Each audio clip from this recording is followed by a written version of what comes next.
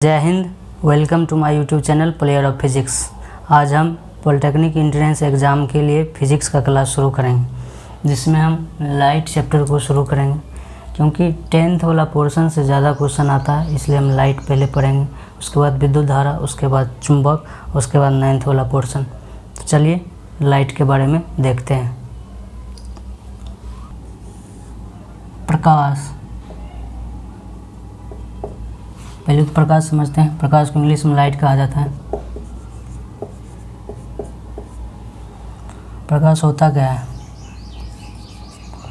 प्रकाश को हम लोग मतलब बोलचाल की भाषा में इंजोर भी कहते हैं, इंजोर। ठीक है। प्रकाश एक प्रकार की ऊर्जा है। ऊर्जा किसको कहते हैं? ऊर्जा किसको कहते हैं?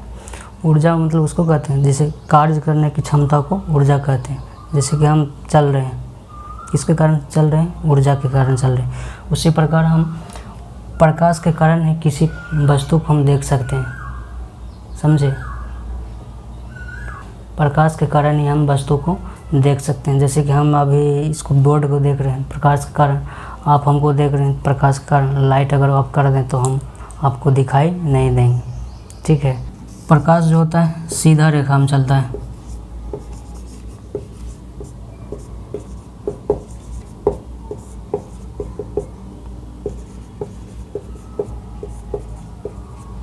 प्रकाश सीधी रेखा में चलता है। कैसे?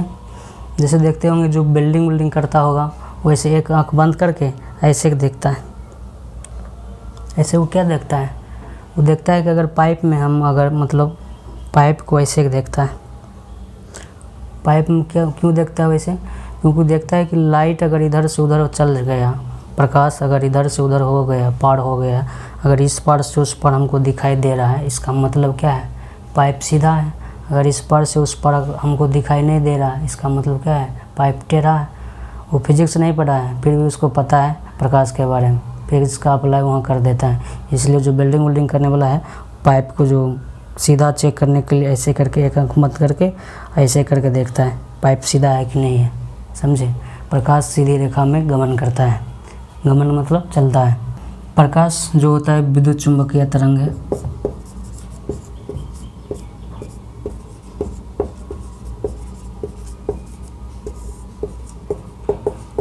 इसके बारे में विस्तार से चर्चा हम ध्वनि चैप्टर में करेंगे। ठीक है। प्रकाश को चलने के लिए किसी माध्यम की ज़रूरत नहीं पड़ता है। माध्यम मतलब क्या? किसी माध्यम का ज़रूरत नहीं पड़ता है चलने के लिए।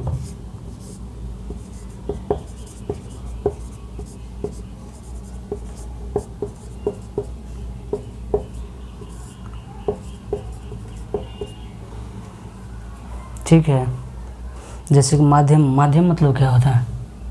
माध्यम मतलब होता है जैसे कि हम लोग छत पर चढ़ते हैं। छत पर चढ़ने के लिए हमको क्या होता है? सीढ़ी की ज़रूरत होता है। छत पर चढ़ने के लिए हमको सीढ़ी की ज़रूरत पड़ता है। लेकिन प्रकाश जब चलता है तो इसको किसी माध्यम की ज़रूरत नहीं होता है। वो सीढ़ी हमारे लिए क्या है? माध्यम है। लेकिन प्रकाश को किसी माध्यम की ज़रूरत नहीं है, यानी किसी चीज़ पर चढ़ने की ज़रूरत नहीं है, खुद ही चल सकता है। ठीक है। निर्वात में प्रकाश का चाल सर्वाधिक होता है।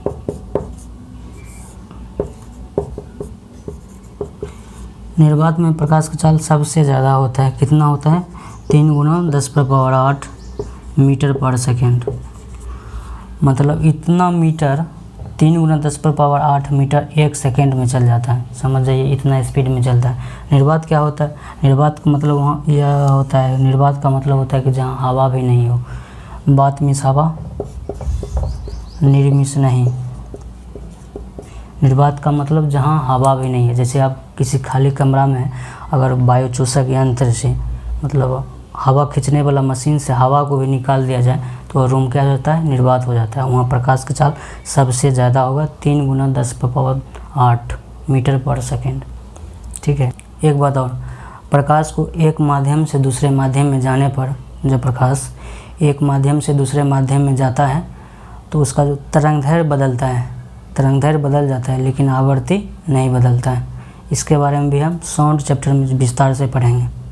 ठीक है। जैसे कि मान के चलिए हमको ऊपर है हवा, नीचे है पानी। प्रकाश ऊपर से आ रहा है, पानी में घुस गया, क्या हुआ? तरंगदैर्घ्य बदल सकता है लेकिन आवृत्ति नहीं बदलेगा। यानी क्या हुआ? एक माध्यम से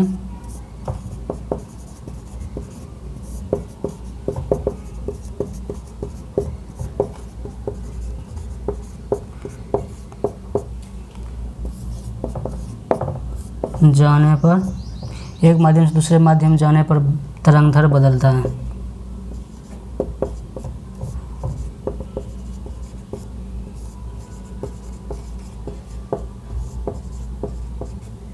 आवृत्ति नहीं।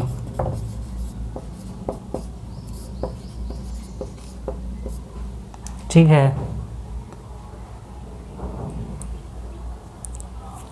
अब हम देखेंगे कि प्रदीप्त वस्तु क्या होता है और प्रदीप्त वस्तु क्या होता है। ठीक है, प्रदीप्त के बारे में देखते हैं।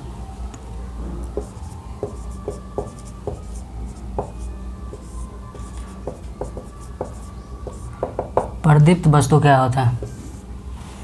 देखिए, जिसके पास खुदे का प्रकाश होता है वो प्रदीप्त होता है। जैसे लालटेन हो गया, बल्ब हो गया, समझ गए, सूरज हो गया, तारा हो गया, ये सब क्या है? प्रदीप्त है, जिसके पास खुद का अपना प्रकाश हो। समझे?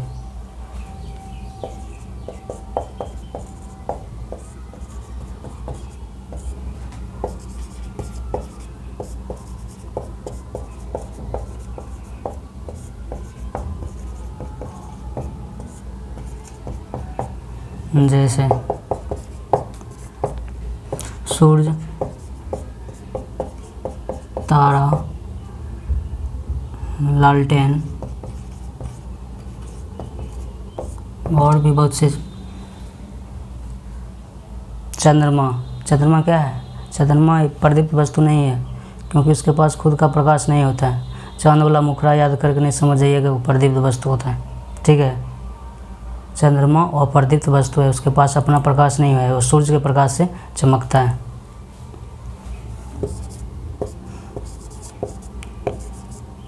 और प्रदीप्त वस्तु जिसके पास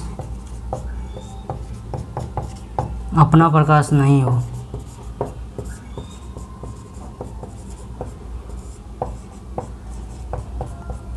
जैसे चंद्रमा और भी बहुत से टेबल कुर्सी फलना चिलना जितने हैं, इसके पास खुदे का प्रकाश नहीं हो। ठीक है,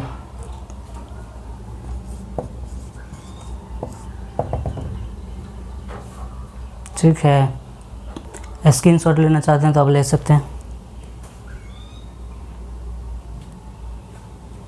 अब हम किरणपुंज के बारे में देखेंगे। चलिए देखते हैं, किरणपुंज किसे कहते हैं? किरण के समूह को किरणपुंज कहा जाता है। जैसे टॉर्च से देखते होंगे पूरा मोटा रोशनी निकलता है, क्या है? पूरा किरणों के समूह है, उसे किरणपुंज कहा जाता है। जो प्रकाश के किरण होता है, प्रकाश के किरणों के समूह को किरणपुंज कहा जाता है। वह मेनली 3 प्रकार का होता है, समांतर, अपसारी, अभिसारी। तो देखते हैं समांतर, अभिसारी और अपसारी क्या होता है। समांतर होता है ऐसे, समांतर किरणपुंज ऐसे चलता है एकदम सीधे, रेल की पटरी जैसे समांतर चलता है, कहीं मिलता नहीं है। जैसे रेल की पटरी कहीं नहीं मिलता है, समझे? रेल की पटरी जैसे समांतर रहता है, उसे समांतर किरणपुंज कहते हैं। जैसे पुलिसन के टॉर्च से निकलता है, पुलिसन का बड़का बड़का टॉर्च रहता है, जब ऐसे फोकस करता है पूरा समांतर किरणपुंज निकलता है, समझे? बात आता है अपसारी। अपसारी किरणपुंज किसे कहा जाता है? नाम से स्पष्ट, अपसारी मतलब एक बिंदु से अप होगा, ऐसे बिखरेगा। यानी अपसारी किरणपुंज एक बिंदु से निकलकर चारों तरफ फैलता है ऐसे। ठीक है, अपसारी किरणपुंज एक बिंदु से निकलकर फैलता है, उसे अपसारी कहा जाता है। जैसे नाम से अपसारी, अप हो रहा है, अपसारी। अपसारी किरणपुंज का उदाहरण जैसे मोबाइल का फ्लैश लाइट, एक बिंदु से निकलता है पूरा फैल जाता है, अपसारी मोबाइल का फ्लैश लाइट। ठीक है, जैसे टॉर्च ले सकते हैं, इसका पुलिसन वाला टॉर्च, ये मोबाइल का फ्लैश लाइट ले सकते हैं।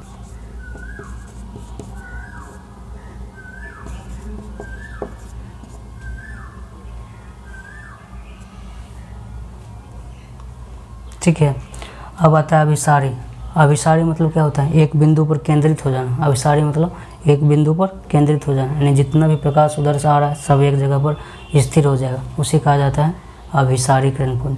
पूरा ऐसे आ रहा है, ऐसे एक बिंदु पर उधर से आया ऐसे फैलते हुए और एक बिंदु पर आकर सिकुड़ गया, पूरा ऐसे फैलते हुए आया और एक बिंदु पर आकर मिल गया, उसे कहा जाता है अभिसारी किरणपुंज। ठीक है, अब देखते हैं पारदर्शी वस्तु, अपारदर्शी वस्तु और पारभासी वस्तु के बारे में। पारदर्शी वस्तु किसे कहा जाता है? पारदर्शी वस्तु से कहा जाता है जिससे होकर प्रकाश आसानी से इस पार से उस पार हो जा सके। पारदर्शी वस्तु से प्रकाश इधर से उधर आसानी से चल जाता है। जैसे कभी हम हाथ में इधर से टॉर्च जलाएंगे तो इधर से उधर प्रकाश नहीं होगा, काहे कि ये पारदर्शी नहीं है। पारदर्शी वस्तु से अगर इधर से आप टॉर्च जलाइएगा तो इधर से उधर हो जाएगा। जैसे कांच में इधर से टॉर्च अगर जलाते हैं तो इधर से उधर हो जाता है। हवा, ये सब क्या है, पारदर्शी है। तो इसका उदाहरण क्या है, जैसे में कांच, हवा और भी बहुत से। अपारदर्शी वस्तु क्या होता है? अपारदर्शी वस्तु होता है जिससे मतलब प्रकाश इधर से उधर नहीं हो सके।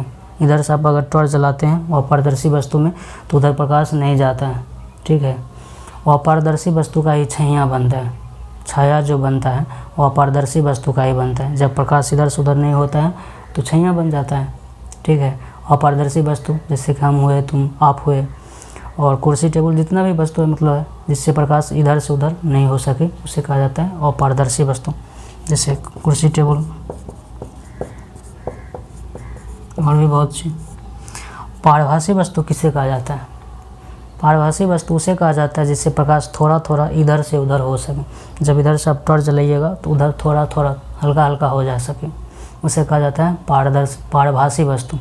पारभासी वस्तु में होता है तेल लगा कागज़, जैसे कागज़ में तेल लगा के उसको टॉर्च इधर से जलाइएगा तो उधर हल्का हल्का हल्का हल्का प्रकाश जाएगा, हल्का हल्का। ठीक है, स्किन, ये त्वचा है, ये भी पारभासी वस्तु है। ये स्किन पर भी टॉर्च जलाइएगा तो हल्का हल्का प्रकाश इधर से उधर हो जाता है, रक्त, ये सब क्या है, पारभासी वस्तु है। ठीक है, तो जैसे में हो गया तेल लगा कागज़।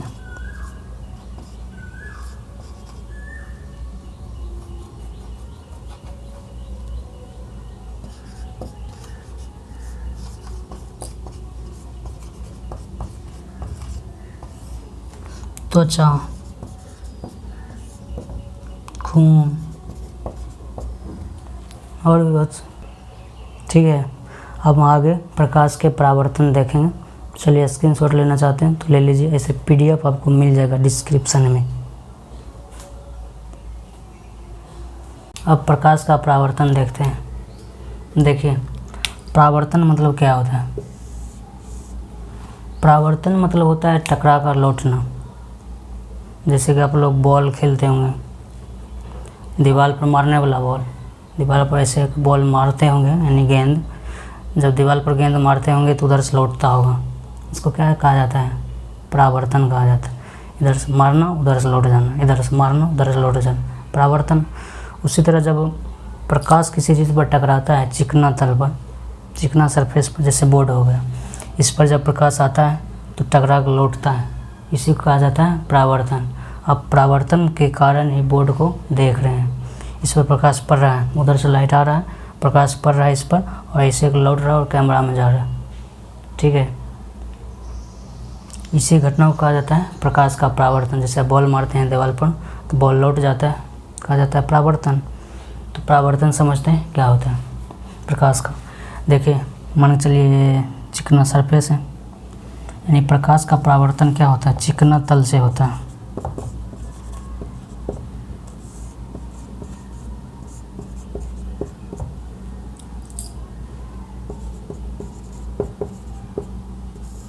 चिकना तल से प्रकाश का टकरा कर लौट जाना,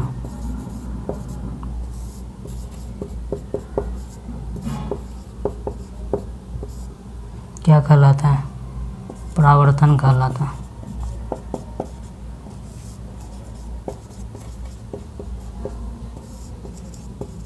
ठीक है, अब समझते हैं कि आपतित किरण क्या होता है, परावर्तित किरण क्या होता है। जो आने वाला किरण होता है, जैसे यहाँ मान के चलिए कि ये चिकना तल है, मान के चलिए ये बोर्ड है, इस पर जो किरण आ रहा है, आने वाला किरण टकराने के लिए जो आ रहा है उधर से, उसको कहा जाता है आपतित किरण। यानी आने वाले किरण को कहा जाता है आपतित किरण, और जो टकरा कर लौट रहा है उसको कहा जाता है परावर्तित किरण। आने वाला किरण को क्या कहा जाता है? आपतित किरण।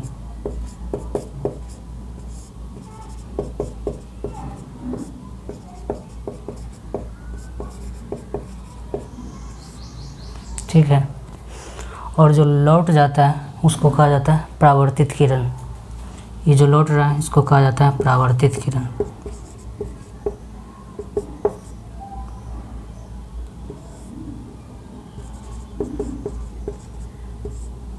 ठीक है।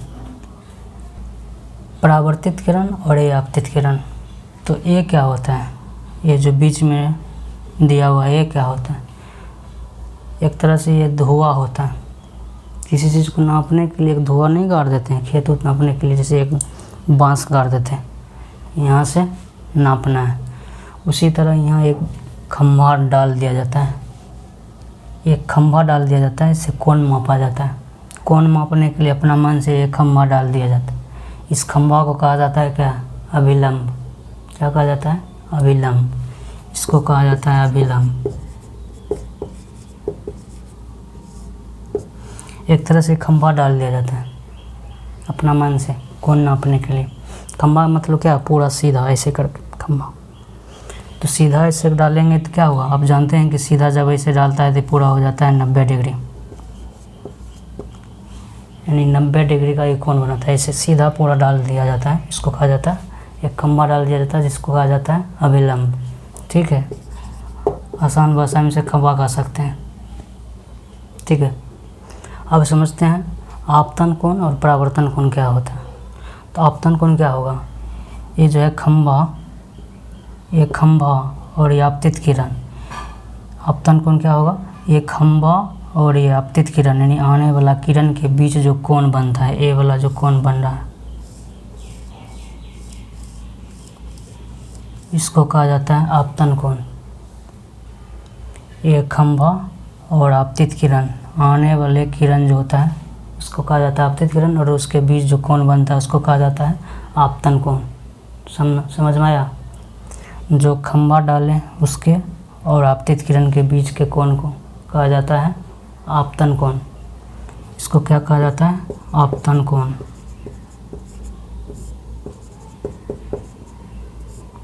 ठीक है। और फिर यही खंभा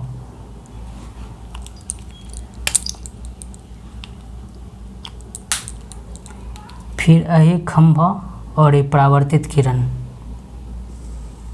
ये जो है एक खंभा और परावर्तित किरण के बीच को कहा जाता है परावर्तन कोण।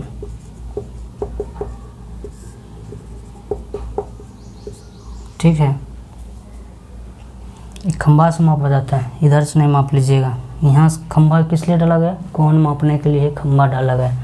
तो खंभा से परावर्तित किरण के बीच के कोण को परावर्तन कोण, और एक खंभा से आपतित किरण के बीच के कोण को आपतन कोण। खंभा मतलब अभिलंब। ठीक है। परावर्तन कोण और आपतन कोण हो गया।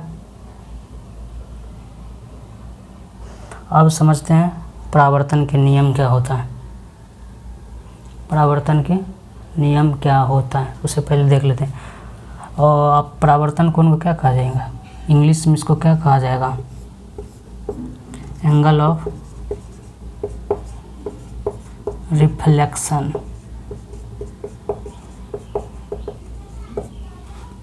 और आपतन कोण को कहा जाएगा एंगल ऑफ इंसिडेंस।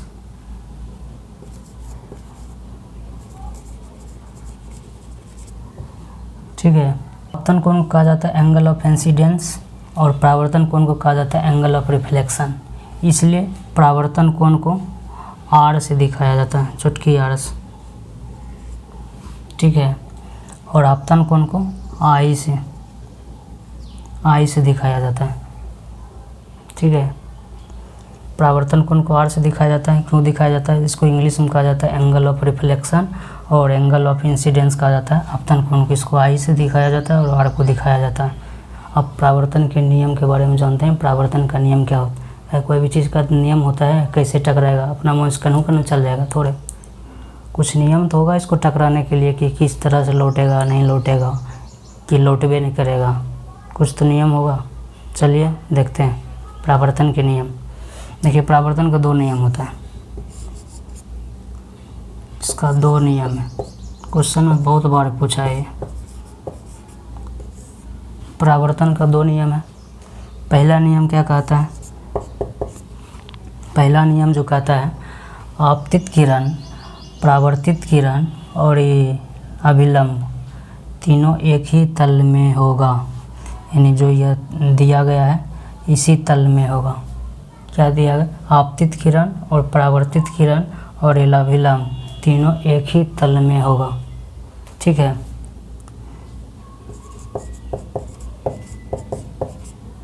आपतित किरण, परावर्तित किरण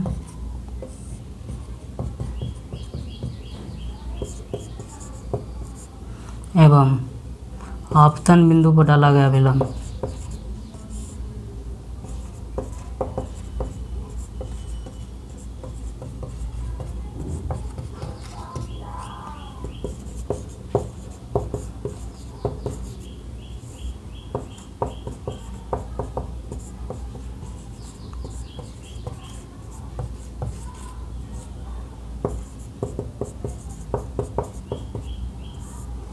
पहला नियम ये कहता है, पहला नियम कहता है आपतित किरण, परावर्तित किरण एवं आपतन बिंदु पर डाला गया अभिलंब तीनों एक ही तल में होगा।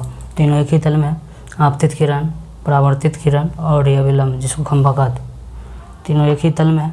दूसरा नियम कहता है आपतन कोण बराबर परावर्तन कोण।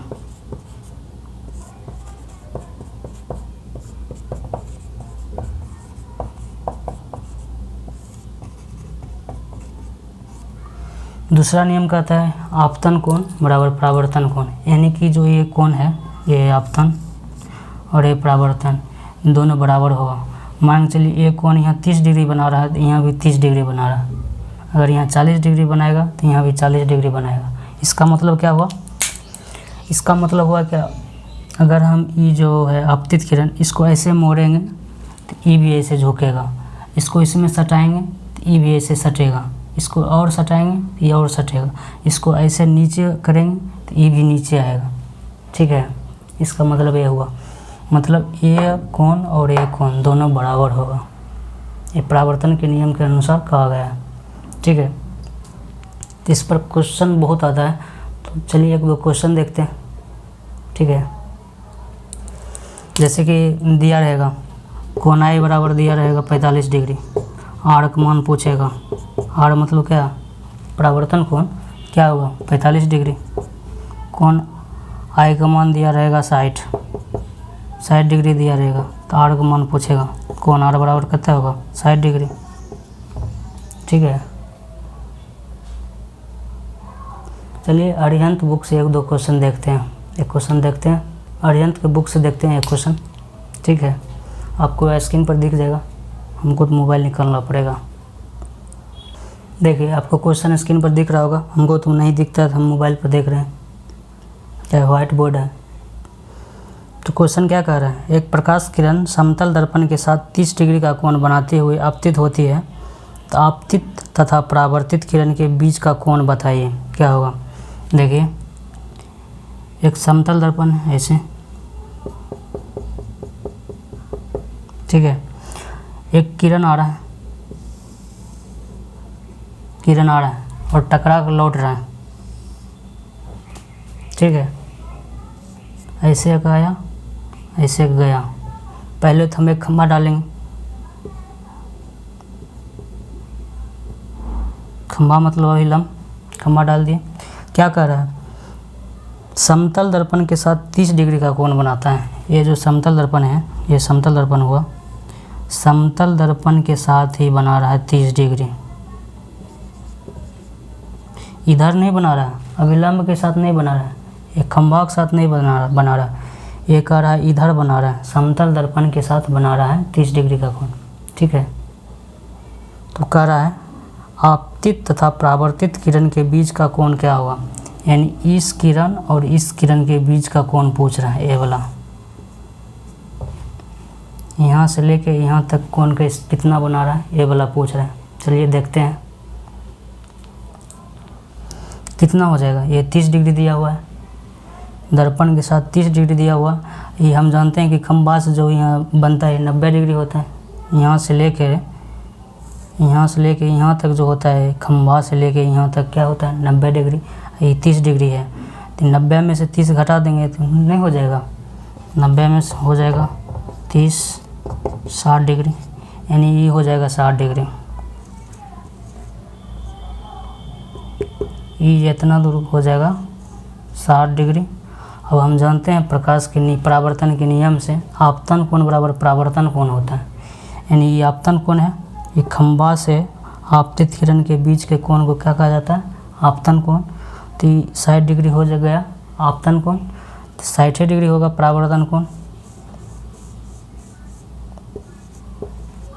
क्या दोनों कोण बराबर होता है, आपतन कोण और परावर्तन कोण दोनों बराबर होता है। 60 डिग्री और 60 डिग्री, यहाँ से यहाँ तक पूछता है, 60 डिग्री और 60 डिग्री कितना हो जाएगा, 60 + 60 बराबर 120 डिग्री। आंसर हो जाएगा 120 डिग्री। ठीक है, आइए लंबवत परावर्तन के बारे में कुछ देखते हैं। ये कॉन्सेप्ट छूट गया था, इसके बारे में देखते हैं, उसके बाद समतल दर्पण के बारे में देखेंगे। लंबवत परावर्तन क्या होता है, देखिए आपतित किरण ऐसे आया तो परावर्तित होकर ऐसे चला गया, ये हुआ अभिलंब यानी खंभा, ये हुआ आपतन कोण और ये हुआ परावर्तन कोण आर। ठीक है, जब ये धीरे धीरे ऐसे सटेगा, इसमें सटेगा, धीरे धीरे करके इस पर आ जाएगा, सटते जाएगा, ये भी धीरे धीरे सटते यहाँ आ जाएगा। होगा कि नहीं होगा, जब आप ये आपतित किरण धीरे धीरे करके यहाँ आ जाएगा, अभिलंब पर आ जाएगा, ऐसे सीधा आ जाएगा, ये भी धीरे धीरे करते यहाँ आ जाएगा सीधा। इसका मतलब क्या हुआ, जब हम ऐसे सीधा टॉर्च जलाएंगे, इस पर दर्पण पर जब हम सीधा टॉर्च जलाएंगे क्या होगा, परावर्तित किधर होगा, होगा कि नहीं होगा, परावर्तित होगा, लेकिन वो भी सीधे निकल जाएगा, जिधर से टॉर्च जलाएंगे उधर ही निकल जाएगा। मान के चलिए ऐसे टॉर्च जला रहे हैं, ऐसे टॉर्च हम जला रहे हैं, तो टकरा के इधर या इधर नहीं भागेगा। 90 डिग्री पर अगर हम टॉर्च जला रहे हैं तो वो भी परावर्तित होकर इसी रेखा पर ऐसे करके निकल जाएगा। ठीक है, परावर्तित होगा लेकिन इसी रेखा पर हो जाएगा। 90 डिग्री पर आप ऊपर जलाइएगा, इसी रेखा पर आप ये परावर्तित होकर निकल जाएगा, इसी कहा जाता है लंबवत परावर्तन। ठीक है, इसमें आपतन कोण का मान भी 0 डिग्री होता है, लंबवत परावर्तन में आपतन कोण का मान भी 0 डिग्री होता है, और जब आपतन कोण का मान 0 डिग्री होगा तो परावर्तन कोण का मान भी 0 डिग्री होगा, क्योंकि आपतन कोण और परावर्तन कोण बराबर होता है। अब देखिए ना, परावर्तन कोण और आपतन कोण बराबर नहीं होगा, और 0 डिग्री होगा कि नहीं होगा। जैसे कि इस पर हम डालें, ऐसे करके हम डालें, इस पर हम टॉर्च जलाएं, ये हो गया आपतन कोण।